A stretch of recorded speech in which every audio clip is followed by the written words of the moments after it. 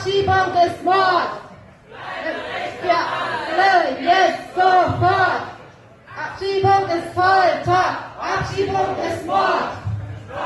Recht für alle jetzt sofort. जज्बा क़ुबूल वतनी के तहत बनने वाली तंजीम हम हैं पाकिस्तान के ज़ेरे एहतमाम जर्मनी से सियासी पनाह गजीनों के रेपुटेशन के खिलाफ फ्रैंकफर्ट एयरपोर्ट के टर्मिनल पर एक एहतजाजी मुजाहिरा जिसमें जर्मन इंसानी हकूक की तंजीमों के कारकुनान ने भी शिरकत की। इन्होंने प्ले कार्ड और बैनर्स उठा रखे थे जिन पर हुकूमत से मुतालबा किया गया था कि जर्मनी से सियासी पनाह गजीनों की जबरी बेदखली बंद की जाए। मुजाहिरीन ने जबरी बेदखली के खिलाफ सख्त नारेबाजी भी की। हम हैं पाकिस्तान के चेयरमैन महमूद सईद ने खिताब करते हुए कहा, Ich gebe nur ein Beispiel, weil die meisten wollen dort Muslime Leute.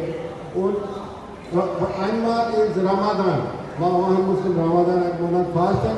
Und dort wollten auch andere Religionen Leute wenig, aber ganz wenig Hindu oder sie. Aber Hindu ist auch gedroht, der darf auch nicht so kochen und essen. Die sagen, wir haben Fasten, wir wollen nicht sehen, Rauch kommt von draußen. Das war Beleidigung von Vater.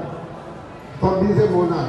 Die Taliban sind ich kann nicht sagen, Shaitan ist eine kleine Wort, und aber noch mehr, was machen jetzt abschieben, das wie eine Mord.